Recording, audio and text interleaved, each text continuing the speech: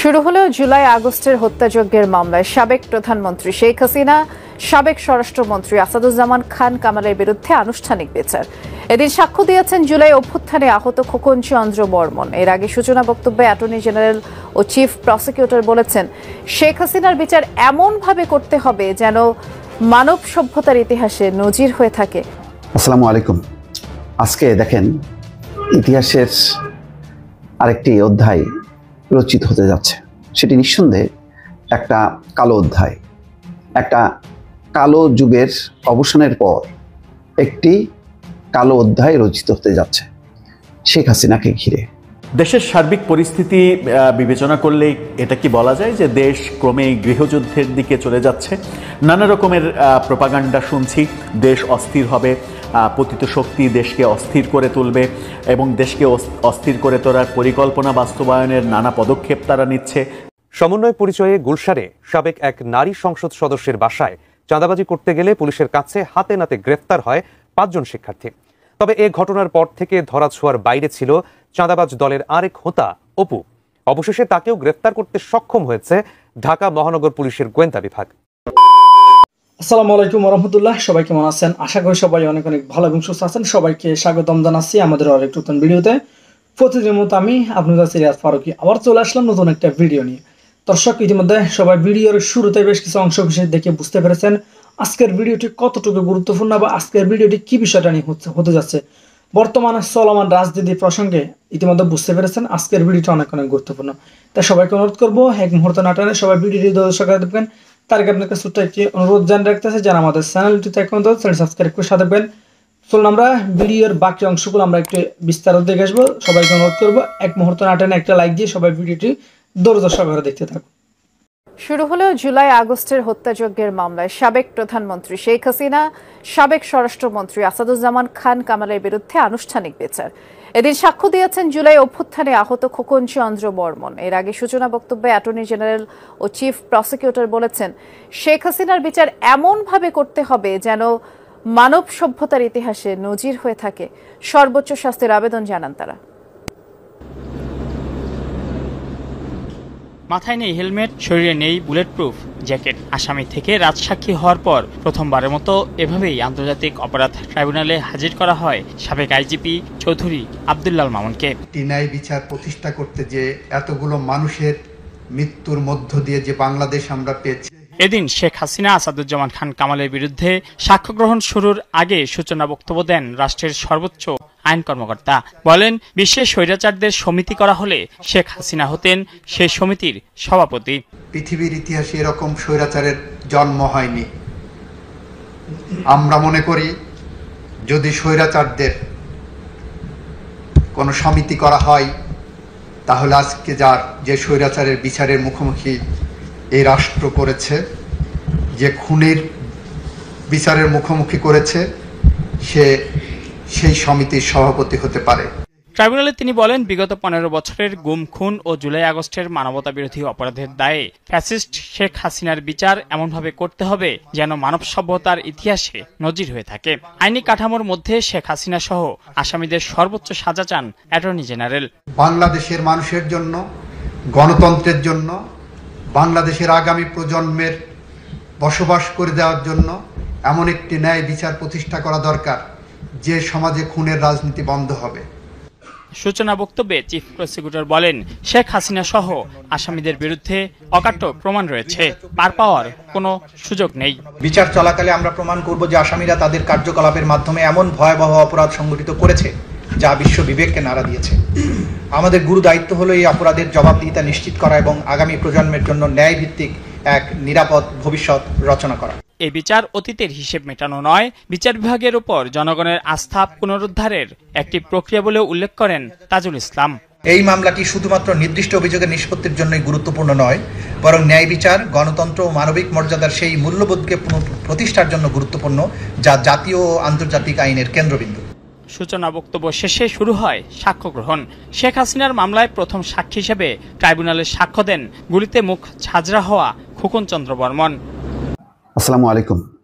আজকে দেখেন, ইতিহাসের আরেকটি অধ্যায় রচিত হতে যাচ্ছে। সেটি নিঃসন্দেহে একটা কালো অধ্যায়, একটা কালো যুগের অবসানের পর একটি কালো অধ্যায় রচিত হতে যাচ্ছে শেখ হাসিনাকে ঘিরে। শেখ হাসিনার বিরুদ্ধে সূচনা বক্তব্য চলছে, ট্রাইব্যুনালে বিচার কাজ সরাসরি সম্প্রচার। যেহেতু শেখ হাসিনা পলাতক, সুতরাং তার অনুপস্থিতিতে জুলাই আগস্টে যে হত্যাকাণ্ড সংঘটিত হয়েছে সেই কারণে তাকে অভিযুক্ত করা হয়েছে। তিনি আসল অপরাধী, মূল অভিযুক্ত, মূল আসামি, 1 নম্বর আসামি।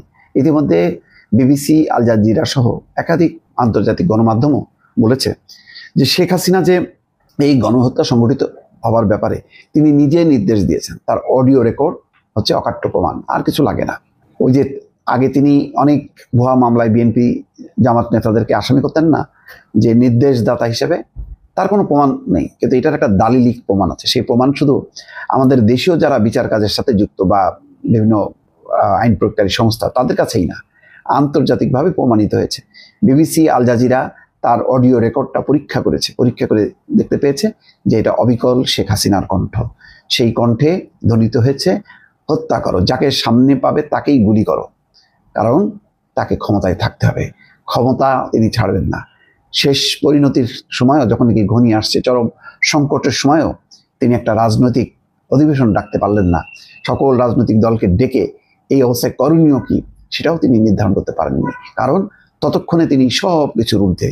তিনি মনে করছেন যে তার কথায় সেনাবাহিনী চলবে, তার কথায় র্যাব চলবে, তার কথায় বিজিবি চলবে, তার কথায় পুলিশ চলবে, তার কথায় যত আইন প্রয়োগকারী সংস্থা আছে, আরও যাদের হাতে অস্ত্র আছে, আনসার থেকে শুরু করে সবাই ঝাঁপিয়ে পড়বে, তাকে রক্ষা করবে, তার ক্ষমতাকে সুরক্ষিত রাখবে। কারণ গত 15 বছরে তিনি তাদেরকে উজাড় করে দিয়েছেন, রাষ্ট্রের কারি কারি টাকা তাদের পিছনে খরচ করেছেন, জনগণকে শোষণ করেছেন, শাসন করেছেন, জনগণের সামনে তুলে ধরেছেন বিভিন্ন অবকাঠামো, সড়ক, পদ্মা সেতু, তোমরা এগুলো নিয়ে খুশি থাকো, কিন্তু আমাকে ক্ষমতায় থাকতে হবে।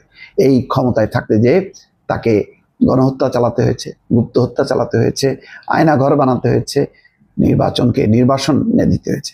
আজকে সেই শেখ হাসিনা, যে শেখ হাসিনা হতে পারতেন সত্যিকার অর্থে বাংলাদেশের একটা নতুন বিনির্মাণের পুরোধা বা নেত্রী হতে পারতেন, তিনি বাংলাদেশকে নতুনভাবে গড়তে পারতেন, বাংলাদেশের গণতন্ত্রকে মজবুত করতে পারতেন, বাংলাদেশের মানুষের যে সাংবিধানিক অধিকার, সেই সাংবিধানিক অধিকারকে তিনি ধারণ করতে পারতেন, লালন পালন করতে পারতেন এবং বিদায় নিতে পারতেন সসম্মানে। গণতান্ত্রিকভাবে তিনি নির্বাচিত হতে পারতেন, আবার গণতান্ত্রিক পথে তিনি বিদায়ও নিতে পারতেন। গণতন্ত্রের যেমন জয় আছে, গণতন্ত্রের পরাজয় আছে, কিন্তু গণতন্ত্রের এই জয় পরাজয় মানুষ মহিমান্বিত হয়। বিদেশের যে গণতান্ত্রিক শাসন ব্যবস্থায় যারা পরাজিত হয়, তখন তারা কখনো গ্লানিবোধে আচ্ছন্ন হন না, বরং গর্বিত হন। তারা মনে করেন যে তাদের অনেক ঘাটতি আছে, সেই ঘাটতিগুলো পূরণ করতে হবে। কিন্তু শেখ হাসিনা পরাজয় মেনে নিতে পারেনি, কারণ তিনি এত অপকর্ম করেছেন। তিনি আইনি কায়দায় বিভিন্ন জনকে হত্যা করেছেন, ফাঁসি দিয়েছেন, বেআইনি পথে বহু মানুষকে হত্যাকাণ্ড চালিয়েছেন, যার তদন্ত জাতিসংঘ পর্যন্ত করতে পারেননি। গুম কমিশনের কর্মকর্তারা বাংলাদেশে এসছেন, কিন্তু তারা তদন্ত করতে পারেননি। সুতরাং আইনি এবং বেআইনি পথে সমস্ত বাহিনীর বিভিন্ন সংস্থাকে গণহত্যার কাজে লাগিয়ে শেষ পর্যায়েও রক্ষা পায়নি, কারণ ততক্ষণে উত্তাল জনতা, যখন জনতা মৃত্যুকে জয় করতে শিখেছে, ভয়কে জয় করতে শিখেছে, তখন শেখ হাসিনার পতন অনিবার্য হয়েছে। আজকে তিনি পলাতক, বাংলাদেশের আইনের চোখে তিনি একজন পলাতক, দিল্লিতে অন্যের আশ্রয়ে তিনি আশ্রিত। এই হচ্ছে তার জীবনের, রাজনৈতিক জীবনের হচ্ছে পরিণতি। যার কারণে আজকে ভারতেরও যারা সুশীল সমাজ, বুদ্ধিজীবী সমাজ, তারাও অস্বস্তি বোধ করছে। তারাও মনে করে না যে এইভাবে গণহত্যা চালিয়ে, ছাত্র জনতার উপরে নিপীড়ন নির্যাতন চালিয়ে, যেখানে ভারতের বিভিন্ন রাজ্যের ছাত্রদের পক্ষে মিছিল হয়েছে, মানুষ সবই জানে, সেটাকে জঙ্গি তকমা, ইসলামিস্টদের উত্থান, এই সমস্ত কথা বলে যতই চাপা দেওয়ার চেষ্টা করুক না কেন, ইতিহাসের নির্মম সত্য হলো এটাই, তিনি ক্ষমতায় থাকতে চেয়েছেন যে কোনো পন্থায়, গণতন্ত্রকে বিসর্জন দিয়ে মানুষকে হত্যা করে শেষ পর্যন্ত রক্ষা হয়নি। মানুষ জয় করেছে। একসময় এদেশের মানুষ যেমন বুকের রক্ত দিয়ে স্বাধীনতা অর্জন করেছে, তেমনি একইভাবে বুকের রক্ত দিয়ে এদেশের মানুষ গণতন্ত্র অর্জন করেছে, ফ্যাসিবাদের শাসন থেকে রক্ষা পেয়েছে। আজকে শেখ হাসিনার সেই বিচার পর্ব আনুষ্ঠানিকভাবে শুরু হয়েছে। দর্শক ভালো থাকবেন, আল্লাহ হাফেজ। দেশের সার্বিক পরিস্থিতি বিবেচনা করলে এটা কি বলা যায় যে দেশ ক্রমেই গৃহযুদ্ধের দিকে চলে যাচ্ছে? নানা রকমের প্রপাগান্ডা শুনছি। দেশ অস্থির হবে, পতিত শক্তি দেশকে অস্থির করে তুলবে এবং দেশকে অস্থির করে তোলার পরিকল্পনা বাস্তবায়নের নানা পদক্ষেপ তারা নিচ্ছে, নানা জায়গায় তারা ট্রেনিং নিচ্ছে, এমনকি ভারতেও ট্রেনিং নিচ্ছে। এটাকে কেন্দ্র করে একজন মেজরকে গ্রেপ্তার করা হয়েছে, তাকে কোর্ট মার্শাল করা হচ্ছে, এমন খবর যেমন শুনছি, তেমনি সারা দেশে আইনশৃঙ্খলা পরিস্থিতি এবং হিংসা যেভাবে ছড়িয়ে পড়েছে, আইনশৃঙ্খলা পরিস্থিতির অবনতি যে পর্যায়ে গিয়েছে এবং যারা ক্ষমতায় আছে এবং ক্ষমতার কাছাকাছি আছে তারা যেভাবে বিভিন্নভাবে নৈরাজ্য সৃষ্টি করছে, এরকম খবর গণমাধ্যমে প্রতিনিয়ত যখন আসছে, তখন এই কথা কি সত্যিই বলা যায় যে দেশ গৃহযুদ্ধের দিকে চলে যাচ্ছে কিংবা সরকার দেশকে গৃহযুদ্ধের দিকে ঠেলে দেওয়ার চেষ্টা করছে? সেরকমই মন্তব্য করলেন গতকালকে জাতীয় পার্টির মহাসচিব। জাতীয় পার্টি গতকালকে রাজধানীতে মিছিল করেছে, সমাবেশ করেছে। সেখান থেকেই শামীম হায়দার পাটোয়ারি, জাতীয় পার্টির নতুন মহাসচিব, তিনি এই অভিযোগ করেছেন। কেন, কোন প্রেক্ষাপটে তিনি মনে করছেন যে দেশ গৃহযুদ্ধের দিকে চলে যাচ্ছে, একটু বোঝার চেষ্টা করব দিকে চলে যাচ্ছে কিনা। দেশীয় আন্তর্জাতিক বিভিন্ন গণমাধ্যমে বিভিন্নভাবে যে ব্যাপারগুলো প্রচার হচ্ছে সেটা হচ্ছে যে এই সরকার দায়িত্ব নেওয়ার পর থেকে, ক্ষমতায় আসার পর থেকে, কোনো উপদেষ্টা তো ক্ষমতাই বলেন, সচেতন কিছু উপদেষ্টা দায়িত্ব বলেন, সেই দায়িত্ব নেওয়ার পর থেকে কিংবা ক্ষমতা নেওয়ার পর থেকে আমরা দেখেছি যে দেশে ঐক্য সৃষ্টির বদলে এক ধরনের হিংসা ছড়িয়ে দেওয়া হয়েছে, এক ধরনের হিংসা প্রতিহিংসার বীজ নতুন করে বপন করা হয়েছে। কিভাবে প্রতিশোধ নেওয়া যায়, কিভাবে প্রতিহিংসা ছড়িয়ে দেওয়া যায়, কিভাবে শায়েস্তা করা যায়, কিভাবে কবর রচনা করা যায়, কিভাবে মূল উৎপাটন করা যায়, কিভাবে নিঃশেষ করে ফেলা যায়, কিভাবে ছায়া পর্যন্ত বিলীন করে দেয়া যায়, কিভাবে ধরপাকড় করা যায়, কিভাবে মব করে কাহিল করা যায়, কিভাবে আদালতে মব করা যায়, আদালতের বাইরে মব করা যায়, কিভাবে কথা না শুনলেই আওয়ামী লীগের দোসর ট্যাগ দেওয়া যায়, এই ব্যাপারগুলো প্রতিনিয়ত আমরা দেখছি।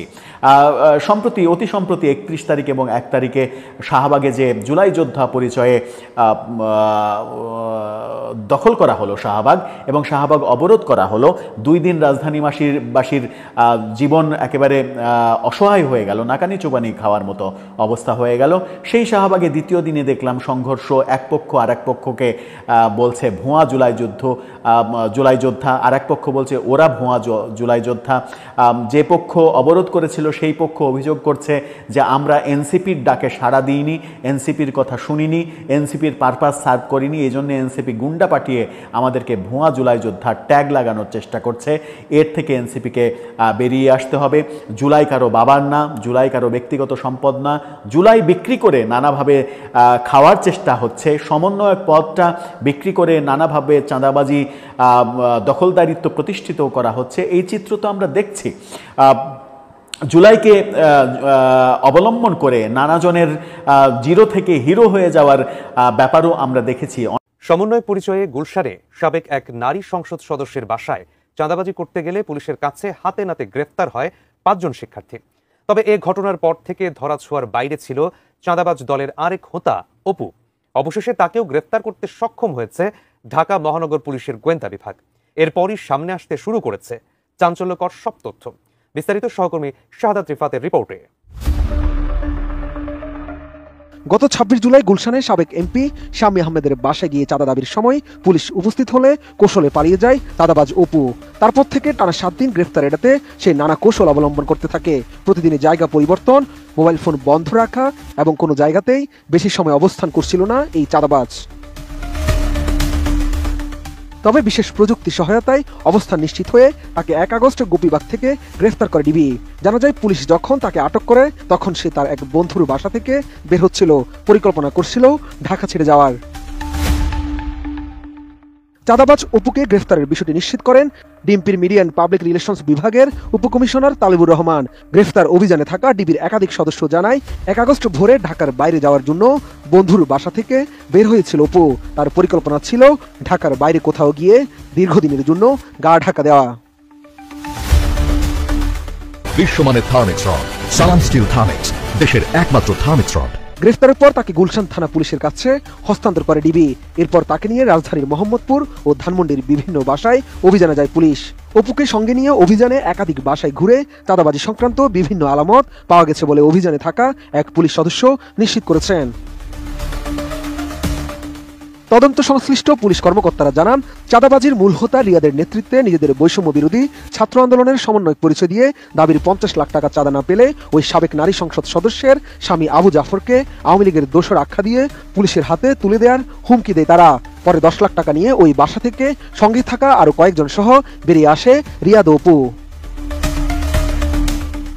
চাঁদার টাকা ভাগাভাগির পর সেদিনই নিজের ভাগের টাকা দিয়ে ইয়ামাহা FZ-X ব্র্যান্ডের একটি মোটরসাইকেল কিনে অপু। এর একদিন পর ফের ওই বাসায় গিয়ে। তো প্রিয় দর্শক, বিষয়টা নিয়ে আপনার মতামত জানতে চাই কমেন্ট সেকশন অবশ্যই একটা লাইন ভিডিওটি সম্পর্কে কমেন্ট করে জানাতে বলবেন। কে কোথা থেকে ভিডিওটি দেখেছেন অবশ্যই কমেন্ট করে দ্রুত জানিয়ে ফেলেন। ভালো থাকবেন, সুস্থ থাকবেন, আমাদের চ্যানেলে নতুন কিছু সাবস্ক্রাইব করে সাথে থাকবেন।